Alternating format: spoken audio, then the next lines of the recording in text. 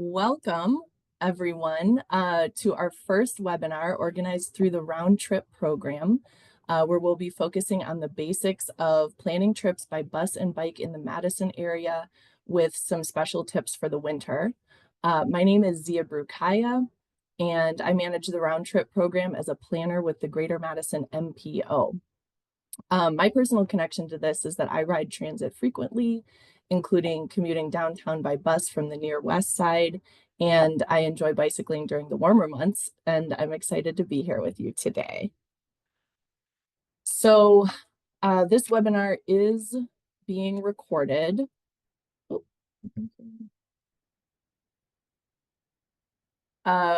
Yep, so a few housekeeping items. This webinar is being recorded and we'll share the slides and recording after the event. If you'd like to turn on closed captioning, look for the show captions button in the menu bar at the bottom of your screen. You may put questions in the Q&A at any time and we'll address as many as we can during the panel discussion. And if you like QR codes, make sure to have your phone handy. We'll be sharing numerous resources as we go, and then Kayla will also be placing links in the chat. And then lastly, it's always fun to see who's joining us, so please feel free to introduce yourself in the chat and share what brings you here today. So our 4 goals for today are that you'll leave with a basic understanding of the trip planning tools available in our area, that you'll learn about some resources to help you combine bus and bike trips, that you'll gain some useful insights, and ultimately that you'll be inspired to try something new. So it's important to note that this webinar is an overview of tips and tools, and really the best thing that you can do is take what you learn, explore these tools on your own, and figure out what works best for you. We are going to be joined by 5 fantastic panelists after this short presentation who will share what they know about getting around by bus and bike in the Madison area. Before we get to the panel discussion, I'm going to share a few slides about the RoundTrip program, some things to expect as you get out riding the bus or combining bus and bike trips this fall and winter, and an overview of the main trip planning tools that are available. Again, if a question comes to mind as we're going along, please pop it in the Q&A and we'll address as many as we can during the panel discussion. So about RoundTrip. RoundTrip is a program of the Greater Madison MPO, which is a regional transportation planning and funding agency that serves the Madison region. The aim of the RoundTrip program is to improve the efficiency, equity, and environmental sustainability of our transportation system in Dane County by shifting trips away from private automobiles and into modes like carpooling, van pooling, bicycling, walking, public transit, and telework. Through the RoundTrip program, we partner with individuals, employers, and agencies to increase the use of car-free and car-light transportation options in Dane County. And we do this through outreach, technical assistance, and incentives. And we like to say that every trip counts. So replacing even one trip each week that you'd typically drive with a different option, like riding the bus or bicycling, is a win. And we hope that today's webinar will help you do that. One of the primary services that the RoundTrip program offers is an online matching platform that helps individuals in Dane County connect with transportation options, including carpool partners, van pools, and bike partners for their commute. Registered users may also participate in our free emergency ride home program, which is for non-drive alone commuters, and join fun seasonal challenges that we have that reward walking, biking, riding the bus, and carpooling for everyday trips. We currently have over 1,300 active members on the RoundTrip platform. And if you're interested in any of these features, I encourage you to register and stay connected with us. So next we'll highlight a few of the newer and perhaps lesser known features you can expect today as you get out riding the bus and combining bus and bike trips this fall and winter. So first is how to pay on the bus. All buses now accept Metro's new fast fare cards, which are reloadable, and you simply tap them on the machine when you board. If you do not have a fast fare card, which you can pick up at the Metro Transit offices or request online that one be mailed to you, the standard size buses also continue to accept cash, and then you may use cash or credit at any of the new BRT stations to get a printed paper ticket for the BRT. Using the Metro Transit Fast Fare app is optional. You can find that in the App Store, but it is a convenient way to create an online account and add money to your account online. And then you can also retain that balance if your card is lost or stolen because the money is tied to your online account. If you are taking a trip where your bus boards at one of the new BRT stations, that means you'll be riding one of those new large buses with the accordion in the middle. And at these stations, you may board at any door of the bus, and there will be a tap machine for your card at all of the doors. There's also a real-time screen showing the estimated arrival time at the station for the next 4 buses. And during the winter, there are some features that will make the experience nice. The station pavement is heated to help with snow and ice melt. And there are overhead heaters at all of the stations, which you can see in the second photo, which you can turn on at any time. If you're looking at combining bus and bike during your trip, which is a really great way to stay flexible and can help you fill any gaps in your route, be aware that every standard size Metro bus has a bike rack on the front with space for 2 bikes that you simply pull down to load your bike. If you plan to ride one of the longer BRT buses, you can roll your bike directly onto the bus through the rear doors, and there will be a bike rack there.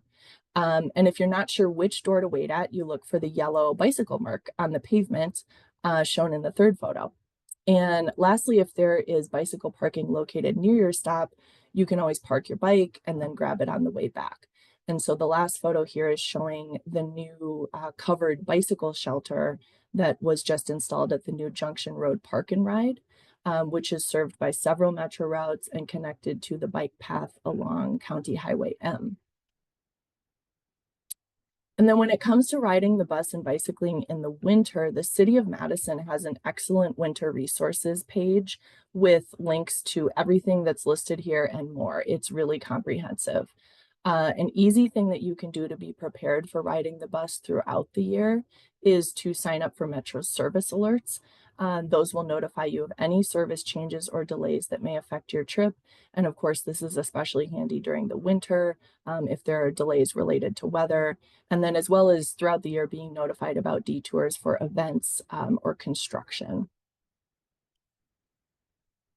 So getting into the key trip planning tools that can really help you plan a bus and or bike trip with confidence. These include Google Maps, the Transit app, a couple of tools from Metro Transit, and then bicycle planning tools linked on the Greater Madison MPO. So Google Maps is probably the most well-known tool that many of you already may be using for driving directions. It's a really user-friendly platform. It makes comparing your options easy. So you simply toggle between the car, bus, pedestrian, and bicycle icons at the top of the screen after you've entered your destination and searched for directions. A useful feature to help you plan ahead for transit trips is the drop-down menu under the address section, which is shown here saying leave now. That allows you to set a future date or a future time of day that you want to travel, as well as to view directions based on whether you want to leave at a certain time or arrive at a certain time. So it's really flexible, really great for planning ahead. The menu also includes a last option shown in the mobile app screenshot here, which will tell you the last scheduled buses for the day for your trip. The directions include the estimated time to walk to and from the bus stop, and Google will tell you if a bus is running late, but sometimes the buses can catch up, so it's still always wise to arrive a couple of minutes early. And then when these split route options appear, as shown here with like the 28 and D and the B and A, that just means that you may take either route from that location. To plan a bike trip in Google Maps, you simply select the bike signal to see potential bike routes, and then you can click on the route details to see turn-by-turn directions. If you're planning a route through an unfamiliar area, a really useful feature is the street view. You can click on that at each step in the directions to see what that will look like in real life. And an important thing to note also is that what Google will serve up to you as the best route may be more based on the length of time rather than the comfort level. So this is where it helps if, again, if you're unfamiliar with the area, check out the street views, do a little research on the map to see if you might prefer one of the alternate routes that it's suggesting. And a great way to dig into those details is by using the layers feature to turn on the biking layer. This will show all of the on-street bicycle routes and off-street paths in the entire mapped area. So you can see where all those routes are. And then you can also use layers to switch on satellite view. Similar to Google Maps, the Transit app allows you to search for both transit and bicycle route options and to look ahead, searching for future dates and times. When the app opens, it'll default to showing all of the nearby bus routes for your current location. And then after you enter a destination and select a route, you'll be able to see all of the buses that are moving along the route in real time, which you can see in the second image, which is really fun. And it's also helpful when you want to make sure that, the bus hasn't passed you yet, that it's still coming. Something that the Transit app offers that Google Maps does not is that you can also purchase a B-cycle pass, see B-cycle station locations, and plan a trip by B-cycle based on those locations during the B-cycle season, which is March 15th to December 15th.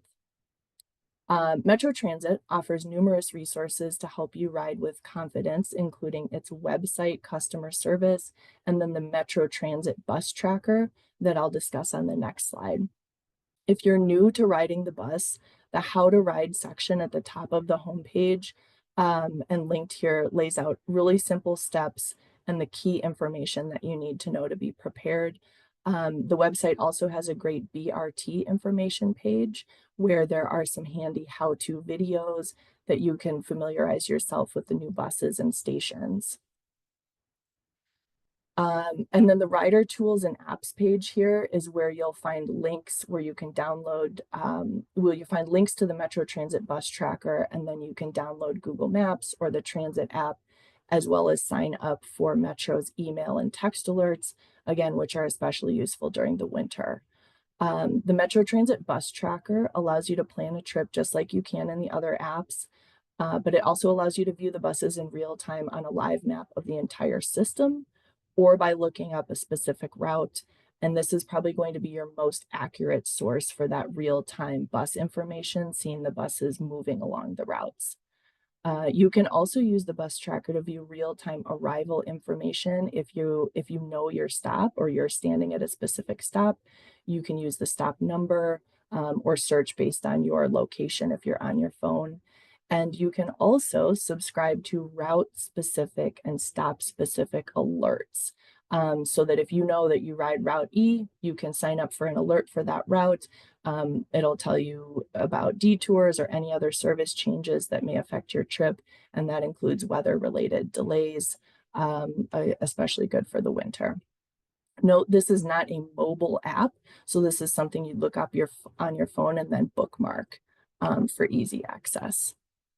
And then lastly, there are two websites you can use to connect with a suite of additional resources for bike trip planning in the Madison region. First is the Greater Madison MPO's bicycle resources page.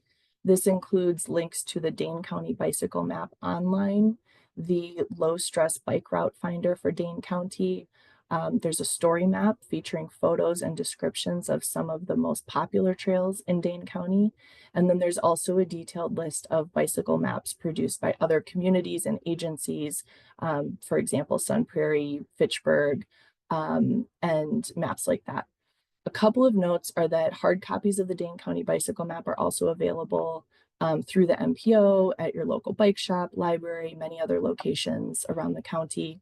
And the Low Stress Bike Route Finder is something that you can use to plan your trip on urban streets in Dane County based on your level of comfort with traffic.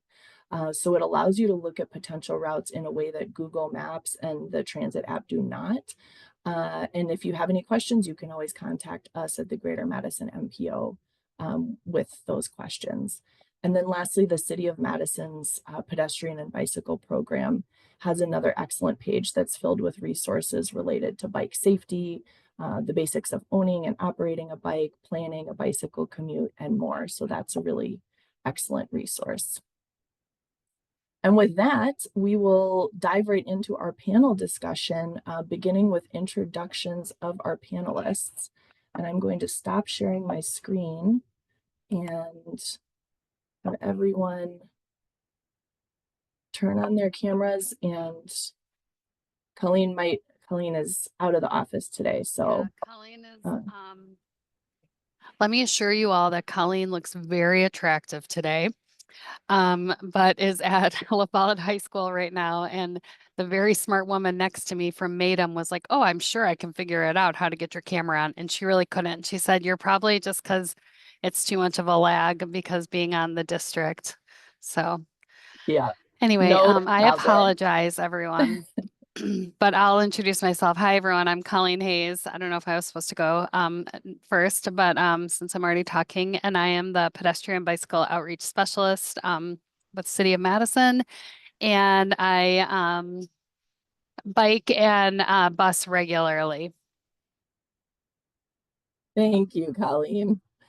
How about Chris? Well, Yeah, we'll have you guys introduce yourselves. Yeah. sure. Hi, everyone. I'm Chris McCahill. I'm a transportation researcher at the university, where I work nationally on transportation issues. And then also, I serve on the city's Transportation Commission and Plan Commission. And yeah, I'm mostly bike, but walk, bus, drive, all depends on where I'm trying to get and when. Thanks, Chris. Kai. Hello, thank you very much. My name is Kai Brito. I'm president of the Student Senate at Madison College. And the reason I was asked to be here is because not only do I serve on the Sustainable Madison Committee, but also, being a rider of the bus and, not owning a car for a large section of my life. I'm an avid bus rider and occasionally do ride in the winter as well on a bike. Great. Thanks, Kai. And Mary. Hi, I'm Mary Ebling. I am the Commuter Solutions Coordinator at UW-Madison. I help people get to campus without driving alone in their cars. I am a year-round bike and bus commuter. Right now, with a shoulder injury, I'm mostly bus, and I sort of pride myself in being able to swing between the two modes, and driving occasionally when necessary. But it's kind of nice to have a bunch of options in your back pocket. Thanks, Mary. And Kayla's here with us, helping us manage our chat and Q&A. And Uriel actually was planned to be with us today from Metro Transit, and he's out sick. So I'll be adding some additional perspective on transit riding for some of these questions that we have. So we'll start with a couple of prepared questions and then get into the Q&A. The first one is really, we've already talked about how you guys, the modes you use and kind of how you use them for commuting and for other reasons. Can you share, and starting with Kai, just what it is that you really enjoy about either bus or bike or both? Yeah, I mean, one for me, it was like literally my only source of transportation at the time, so I kind of had to enjoy it. But for me, I don't know, it got me where I needed to go. I really like that we at our school leveraged a way so that students could have an affordable way to use our bus passes to get not only just to school, but also to connect it to other resources, whether I needed to go to Target on the west side or just get to campus or anywhere else like I needed to go to work or to the airport. There was a bus route that got me where I needed to go. So, it was convenient to use and it was very strategic for me to be able to get there. And they have those little bike things. So if I wanted to, like go somewhere that wasn't on a bus line, I could just put my bike on top and then bike anywhere else I needed to go. That's fantastic. How about Mary?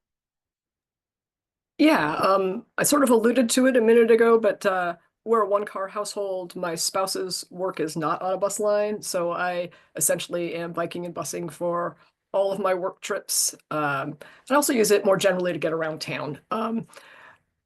Visit friends, go shopping, and I think a useful example is this silly shoulder thing that's going on. So I can't ride my bike all the time, but guess what? I have the option of riding a bus, and they run every 15 minutes. Well, less than that because of the different routes going by my house, and they pick up and they take me where I need to go, and I can get my things done. Great. Colleen, lovely to see you. Carrie, How about you? everyone. What do you really love about getting around by bike or bus or both? Yeah, well, I live very close to downtown. I live like on the Near East Side, just off Willie Street. And so for me, I mean, even sometimes I car sit instead of, pet sit. I car sit for friends when they're out of town. And I think, oh, maybe I should get a car.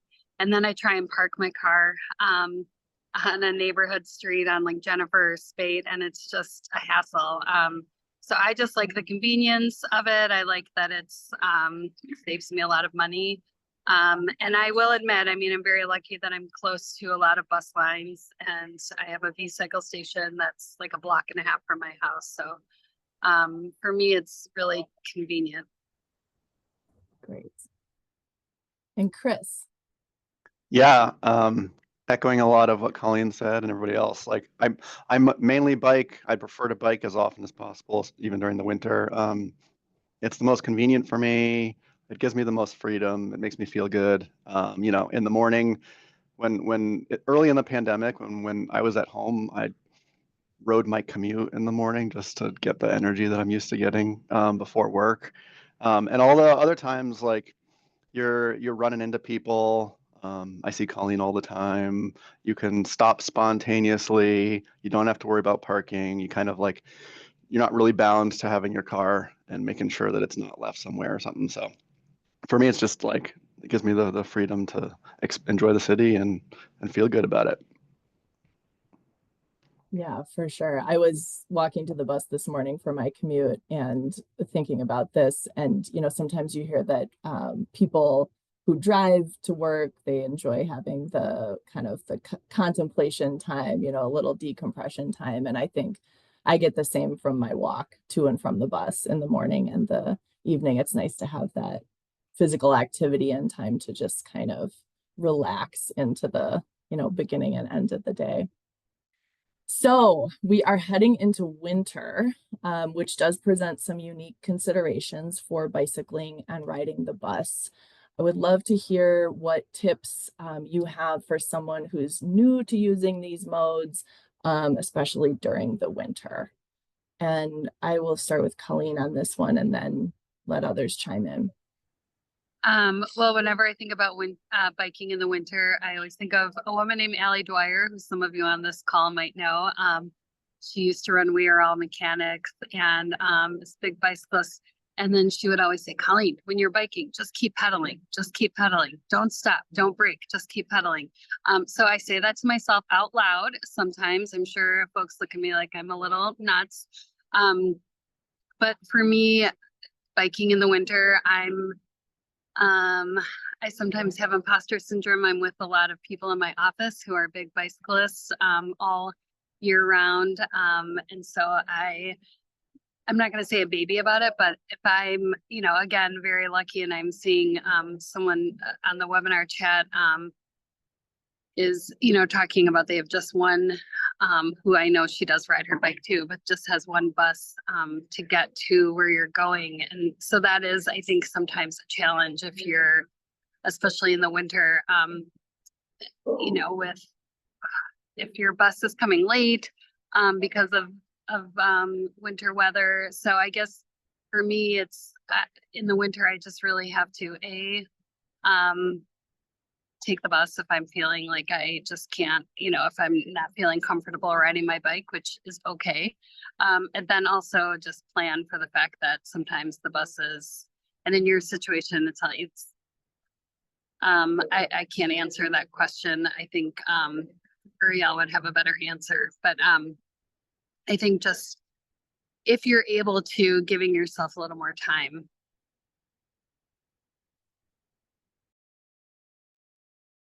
Thanks, Colleen. Who else? Kai, go Yeah, ahead. yeah. So for winter for me, honestly, one of the biggest complaints that I had was that it's really cold standing out there, just letting the wind kind of buffet you and being out there in the cold. But now they have those nice little bus stations, so I'm really glad because one of the things I always complained about was not having like certain places with bus shelters. Because around the Capitol there was bus shelters, but if you were waiting at Madison College or if you were waiting just like anywhere else along East Wash, like where are you supposed to wait? Like, I don't know, just get hit by that, slush rain. But now they got them. So I'm really happy that they built that out for people to be able to wait in a little bit more comfort. Thanks, Kai. Yeah, and someone recently pointed out that the way that you turn the heaters on at the BRT stations is a big red button. And a lot of times people don't want to push a big red button, but it is okay. That is what you push. And then the heater will turn on and it'll stay on for at least 10, 15 minutes. So really nice feature. So who else? Anyone else want to add to that? Yeah, I'm Chris. happy to jump in. Like I said, I try and bike most of the winter. But I mean, if you want to try that, it doesn't have to be every day. I have two bikes. One is specifically for the worst weather. It's got studded tires on it. But when the weather's nice, I'd rather use, my other everyday bike. And so when the roads are dry and everything, and those might be the days that are good for you, and the rest of the time you do whatever else makes sense. Um, it takes some time to figure out how to adapt, like how to dress right. It's real easy to actually put too many layers on when you're biking, and then you warm up. But you really gotta keep your hands warm. So you just gotta figure out what it is that is most important when the weather gets really cold, and sort of keep track of like, oh, when it's this cold, this is what I need, and then when it gets this cold, I need to add that extra layer, and just sort of learn those things. And pay attention to what the conditions are going to be like. If it just snowed and things are packed down, it might be a little more slippery, and that might be you might want to wait a few days until things clear up a little bit. So you just kind of learn the rhythms and adapt to conditions.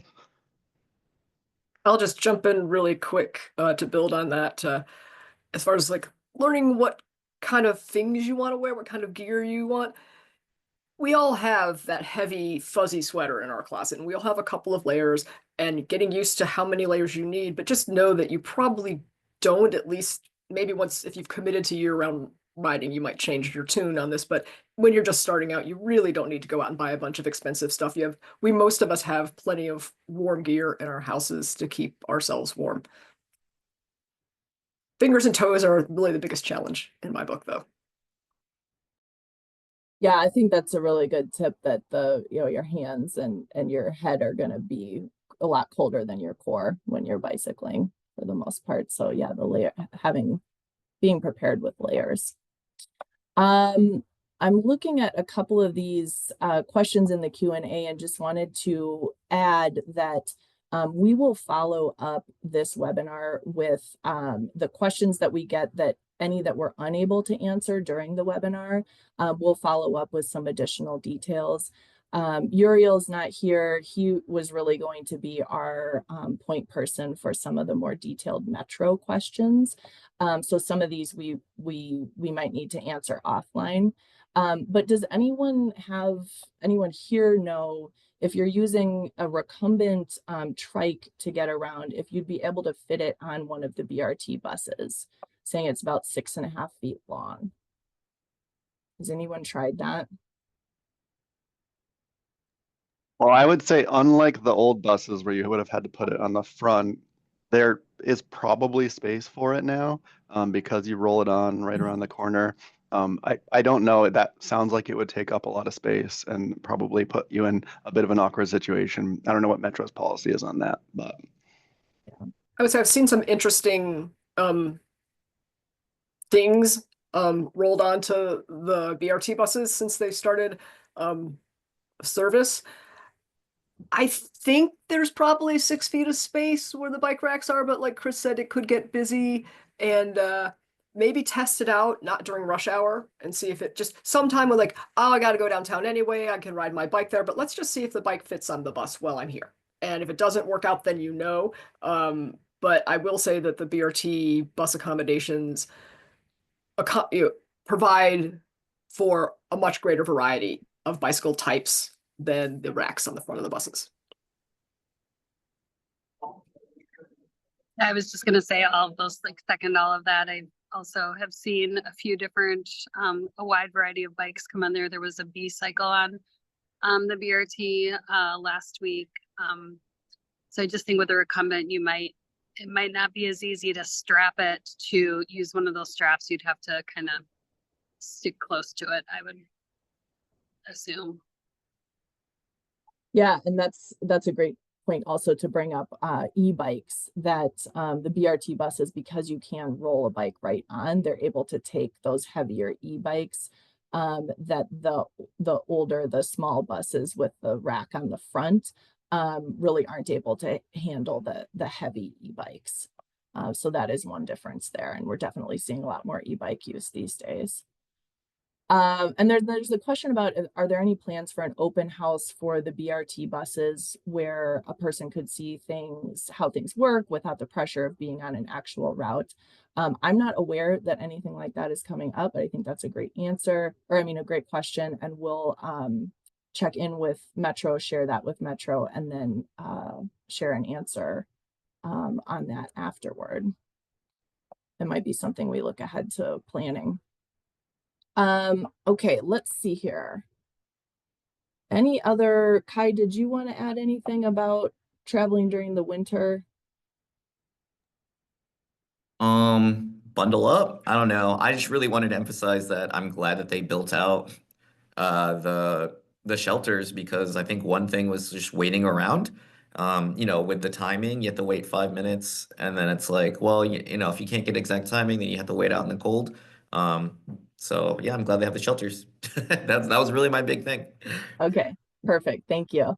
So the next question is, what are some of the key challenges that people should prepare for when they're choosing to ride the bus or bike at any time of the year? So these might be things that, people may be worrying about, taking the bus for the first time or riding a bike on a longer trip, or things that they might just not even be thinking about that would be good to be prepared for. So thinking about these challenges, like, and how do you prepare for or mitigate these in your own life when you're riding the bus and bicycling? Okay. Yeah, I think one thing getting used to is the fact that they switched, like, because it used to be on the sides. So not only did the routes like change where some of the pickup locations were, but now instead of being on like the sides of the street, they're in the middle.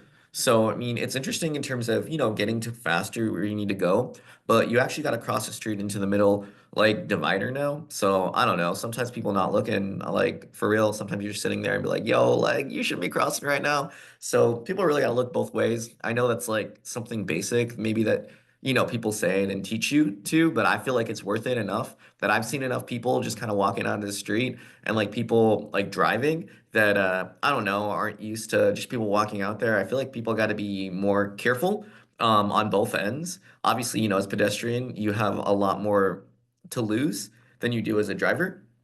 But I don't know. I think it's good for drivers to look out just because of the responsibility of being in a car versus being a person. So yeah, I think it's good to have these metro, options because it means less cars on the road. So you're traffic too. So that's less traffic for you to deal with. But yeah, please don't hit people. I haven't seen anyone got hit, but maybe there's been a couple of close calls, we'll say. So yeah, everyone just be safe. Look out for each other. That's good. Thanks, Kai. Who else would like to go? I sort of hinted at this earlier, but I think like just being prepared to be flexible. If you're trying to ride the bus, something might go wrong. It might come early, come late, and so you got to have a backup plan in that case. Or if you're biking, you might get a flat tire or something, but that's when being able to rely on both is really helpful. So you always have kind of a plan B, plan C, and if something goes wrong the first time, try it again, learn from that, and correct and figure it out as you go, I think. I think I'll jump in really quick. We had talked about this earlier when we were discussing the webinar in general, but UW-Madison and RoundTrip, and I'll toss the RoundTrip emergency ride or guaranteed ride home program specs over to Zia, but the what if factor, which you're kind of alluding to, Chris, with like be prepared for having an alternate option. The what if factor is a really big deal for people starting to not drive. Like, well, I have a kid I have to pick up at daycare, or for example, my neighbor across the street during COVID, when the daycares reopened, their little got sent home because one of the kids got sick, and he was able to use the guaranteed ride home program at the university to get a cab ride back to his car so we could go pick his child up at daycare. That you can, for us, and Zia, I'll toss it to you for specifics around trips program, which is open to the broader public. People commuting at UW and UW hospitals can use the guaranteed ride home or emergency ride home program up to 3 times every 6 months.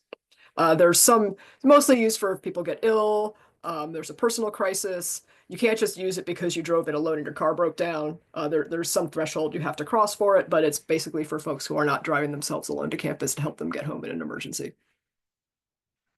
Yep. Yeah. Thanks for bringing that up, Mary. Yeah. So the RoundTrip emergency ride home program is open to everyone in Dane County if you regularly commute by not driving alone. And you have access to 6 union cab taxi vouchers per year to get home in those types of situations. So it's like you get sick in the middle of the day and you carpooled in and you need to leave early, or your carpool or van pool driver gets sick, or like Mary said, your kid needs to be picked up in the middle of the day and you need to leave quickly.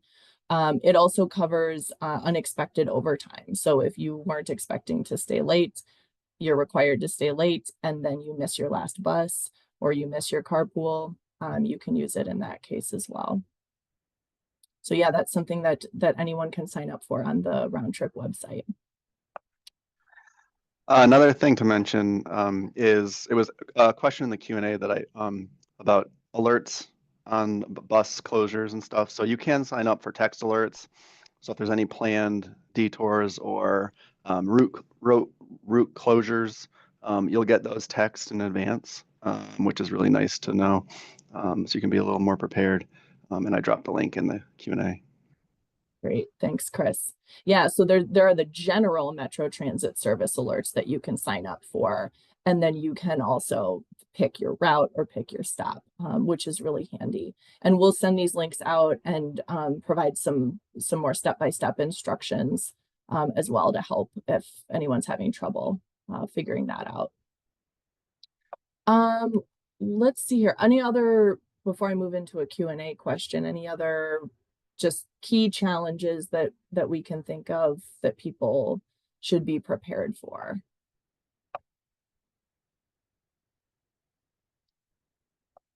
One thing that I noted that I wrote down related to the bus is just also being sure that you are at the right stop, because now with the new bus rapid transit system, you'll have the smaller buses, local buses that might be picking up at a stop really close to the BRT station, but not at the BRT station. So of course, like making sure that when you get to the stop or the station that you look at the sign and see if it is saying the route that you're supposed to be on. Okay, so question here about, can you use the app to pay the fare without a physical card, or is the app just to load money on an existing card? I can take that. I think this would be a question for Uriel, but I believe the answer is right now you cannot use the app to pay. Do you know, Colleen? Yeah. So you can put the app on your phone, and you can add money, and you can pay with your phone now. You can. Okay. You can. Great. Yep. And I tried it. I created an account on my phone also to use it. The biggest problem I've had with that, and I've talked to Metro about it, and they're kind of looking into it because they realize that's kind of a problem, is so when you take your phone, if you've noticed, there's like the reader, or there's the tap for your card, but then there's like a reader to you basically eventually you're going to be able to pay with your phone in terms of like your Apple Pay. But right now you can pay with the app, and it's generates a QR code, and then it goes to the camera reader. But what I've noticed is when I try and tap my phone on there sometimes, and I can't believe I even say this because I just had a flip phone 3 months ago. I've only upgraded recently, but apparently my credit card is on my phone. And then, so you go and try and tap, and then your credit card pops up, and it's not just the app, the Metro app. And so they're aware of that, and they're kind of looking into how that can be solved. But from what I understand, you're still going to be able to use eventually, like if you wanted to do Apple Pay and then you tapped your phone again, because what would happen is within the 2-hour block, they would know that that would just be counted as a transfer, if that's making sense. Yeah. So it wouldn't charge you again another full fare. So ideally what's going to happen too is it's going to do that fare capping based on the app, and eventually if you're going to use Apple Pay. Thank you. Mm-hmm. Yes, and the 2-hour transfers, that's a good Yeah. piece that a lot of people don't know about. But, you know, once you've tapped your card or scanned your phone, or if you have a paper ticket, the system knows then that if you ride again within the next 2 hours, you're not going to be charged for that ride. Right. It counts as a transfer. Yeah, great. Okay, let's see here. And the app that we're talking about is the Metro Transit Fast Fare app. So that is something that you can search for in the App Store and download. I have a question here in the bus tracker bus view. What is the key for the bus descriptors not crowded or somewhat crowded, and the other bus descriptors that we would see? Does anyone know the answer to that? And it sounds like this is a question about the Metro Transit bus tracker. Yeah, App. I've used the Metro tracker. I don't necessarily have it as an app. It's more of just something that I have the tracker saved. It didn't seem to have it as an app. Like I was kind of hoping that the Metro Fast Fare would also incorporate, and I think it may in the future, the Metro tracker. But it does tell you in theory if not so crowded, more crowded. And I guess I've never really paid too much attention to how accurate that is. Yeah, yeah, when I use the Metro tracker, it'll give you okay, thanks. Ben is answering. Ben's saying it comes from other descriptors that are those bus descriptors are coming from other riders who indicate if it's crowded, clean, etc. Okay. Yeah, I know that Google Maps has, if you plan a bus trip, Google will kind of automatically know that once you've started that route, it will start you on that route. It's incredible, the technology. But so it'll know that you're on that route, and then once you've deboarded the bus, it'll ask you oftentimes like, how was it, and was it too crowded or not too crowded? And I know that there's some description there in the Google app, and it sounds like they may be using a similar key, but it's like not too crowded would be like there are enough seats available. Somewhat crowded is like only a couple seats and people are standing. And then very crowded is obviously like standing room only. Okay. See a question about the bus being canceled in October. I don't know about the specific route that this person's talking about, but generally, if you did experience cancellations in the last month or so, you should expect that will all get smoothed out soon. I know Metro, rolling out BRT, there was a lot of problems with doors opening and closing correctly, and so they've had to go through each bus and sort of adjust the door settings one by one. And that's just pulled a lot of resources away from maintenance and being able to take care of stuff on other routes. And that's what caused a lot of the closures that we saw following the launch of BRT. And I think they're on track for getting those all cleaned up pretty soon. You're right, Chris. I was noticing it.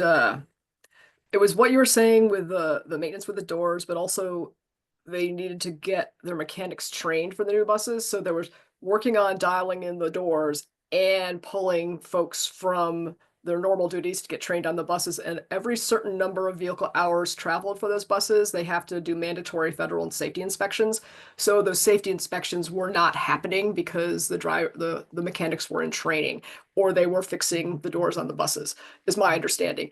I have noticed that the routes that had been canceled, the AM and PM runs, are not, they're coming now. So I think that's smoothed out. Fingers crossed nothing else happens. But I think it's just a whole lot has changed with Metro in a very short amount of time. And I think it's going better than could be expected with all the disruptions that self-imposed disruptions. And I think that we're looking to better service coming ahead. Thanks. Yeah, for folks who don't know, with the rollout of BRT came all new payment system, all new bus tracking. So it was a lot that Metro did in a pretty short amount of time. Yeah. And the improvements are coming quickly. I mean, with the being able to pay on the Fast Fare app now, that was not the case less than a month ago. So I have a Steve Arnold. I'm going to allow you to talk. I see that you have your hand raised. Was there something that you wanted to add or ask? Yes, can you hear me? Yeah, it's a little low. I was going to answer the question about the questions about is the bus crowded and so on. That is when you are using the transit app, the one with the green icon. And if you use the go feature, so that means you've got on the bus and you're now traveling on your route and you press go and it starts to ask you questions about is the bus clean, is it crowded, were the staff courteous and things like that. And they share those with Metro and with other riders. So that's the transit app, not the Metro app or Google Maps. I've only been on it 3 times and only used the go feature once, but so I have not yet seen that feedback as a rider, but I have provided it. Okay, great. Thanks, Steve. You bet. So, yeah, and the other thing to note is that these apps, Google Maps, Transit app, and then the Metro Transit bus tracker, perhaps, but certainly Google and Transit app, they are adding features all the time and changing their features. I mean, Google Maps recently started showing the buses in real time along the route. So, these are all things that these apps, they evolve as well. And it's typically positive, it's something new that's like, ooh, this is something that I couldn't do last week, and will make your trip even easier. So yeah, and really just takes like using them and getting a feel for them. I have a couple questions here. We're getting close to the time that we'll need to wrap up, but so related to winter bicycling. This is my first winter in Madison. Are the bike trails plowed when it snows, or do you need to bike on the street?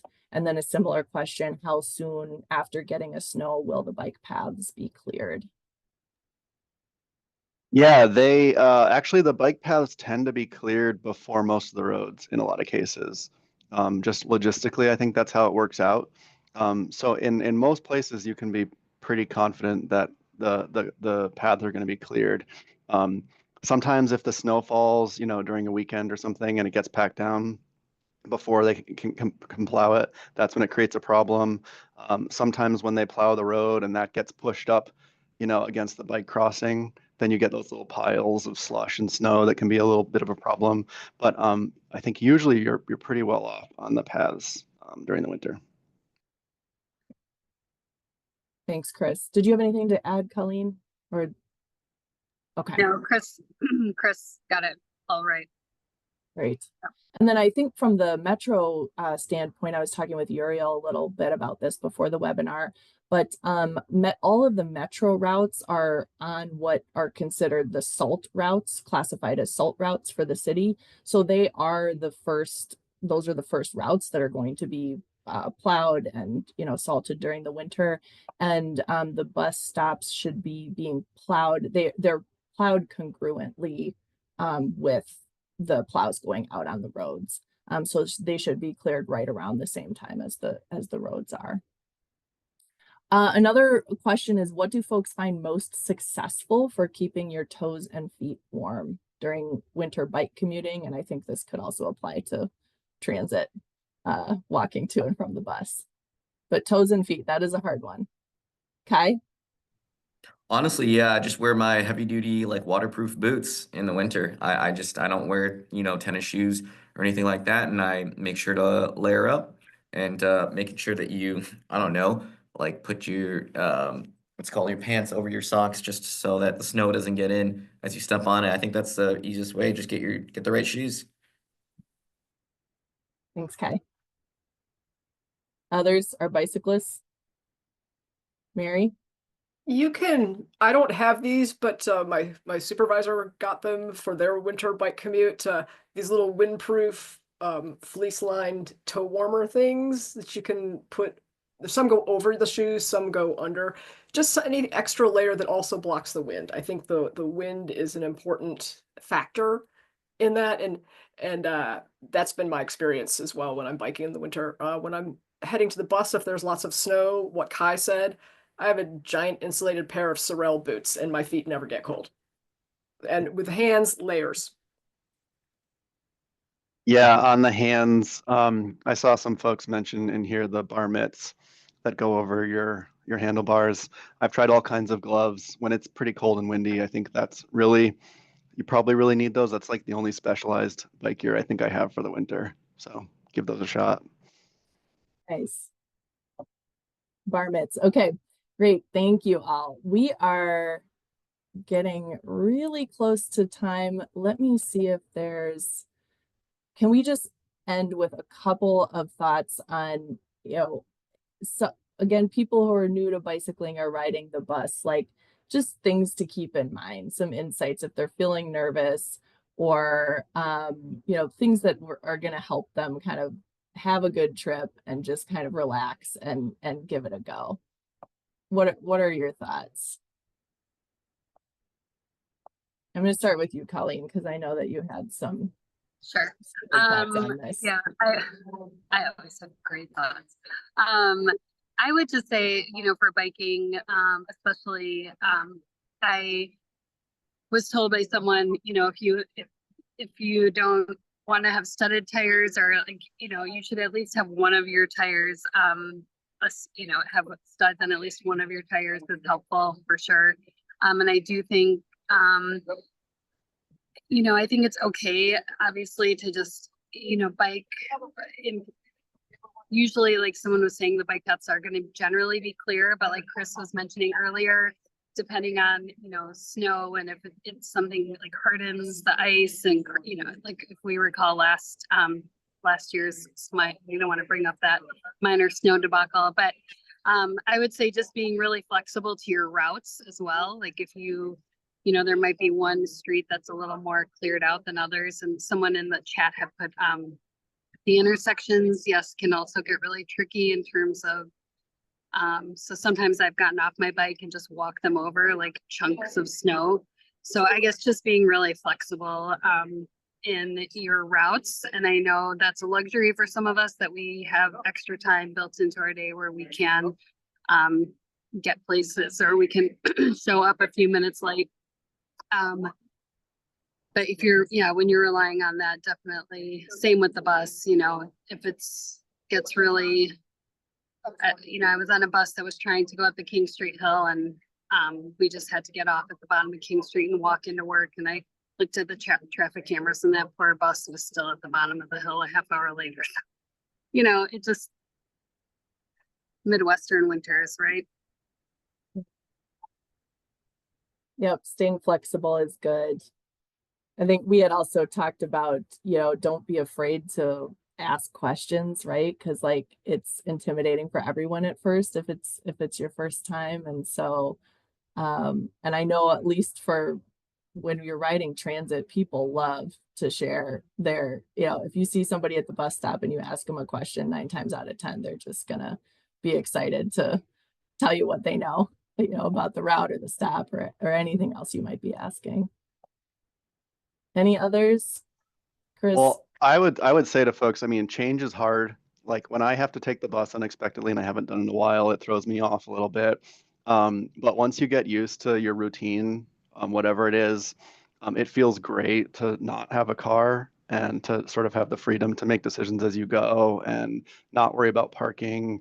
Um, and one of the great things about not, having a car attached to you is, I can meet up with friends and we all don't know if we want to like go home at the same time or go to the same place, and everybody sort of has the freedom to, leave when they want, and you don't have to worry about what's going to happen to the car and all that. So it creates a sort of different way of thinking about getting around that is kind of refreshing. I just kind of want to, because we have a couple minutes left, take the opportunity to also say, and sometimes one of the things I do is help people with customized trip planning requests for biking and busing and carpooling and vanpooling. And a lot of times people want to drive in as close as possible and then bus or bike the rest of the way. And two things, like by the time you've driven there, circled around the neighborhood, found a place you can park that doesn't have time restrictions, and then walk to the bus stop, oftentimes taking what seems like a longer bus trip from your house is actually the equivalent amount of time. So I've started to try to point that out to folks, and I've gotten good response. The other thing to think about is, especially in the winter, everybody's going to be traveling more slowly. And I feel like there's more freedom if I'm not in a car, because if I'm in a car, once I get to my parking lot or parking spot, how long is it going to take me to find a place to park? How much longer am I going to have to walk? The ramps are big. So how long is it going to take you to actually get to your destination? Whereas if I'm on the bus or on my bike, particularly on your bike, you're riding right up to the building that you wanted to enter, and you're immediately in a nice, warm, dry place. So that's something else to think about. And it's just fun. Okay. Thank you all. Thank you all so much. This has been a really great conversation. I'm going to share one last slide here with some opportunities to stay involved in conversations like this coming up.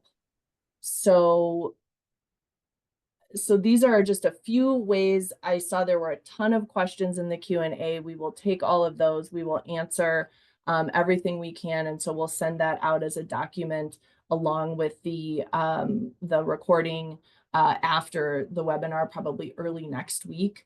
So thank you all so much for the questions that you've added to the conversation, and then that we can follow up on. There will be a link to Metro Transit's outreach events. If you want to pick up a fast fare card or talk to Uriel or someone else from Metro, ask questions about the BRT, anything. They're happening at libraries, various locations every week. So check that out. There's a conversation in Sun Prairie happening tomorrow evening that Chris and I will both be at, talking about reducing reliance on the car. And then, connect for bicyclists, connect with our local bike groups and see what they've got going on. We have Wisconsin Bike Fed, Madison Bikes, Bike Fitchburg, and Sun Prairie Moves in our region. And Madison Bikes has their winter social coming up on December 3rd, and anyone's welcome to that. So that's going to be all, again, focused on winter bicycling and actually talking with others, other winter bicyclists, about gear tips and commuting tips and things like that. So encourage you to check that out. And lastly, just be in touch with us if you have any follow-up questions. I did see, Sarah, you had a question in the Q&A about signing up with RoundTrip. So we'll look into that and we'll follow up with you. But we'd love to stay connected with you. Thank you all so much for joining us, and have a great rest of the day. Bye, everyone. Thank you.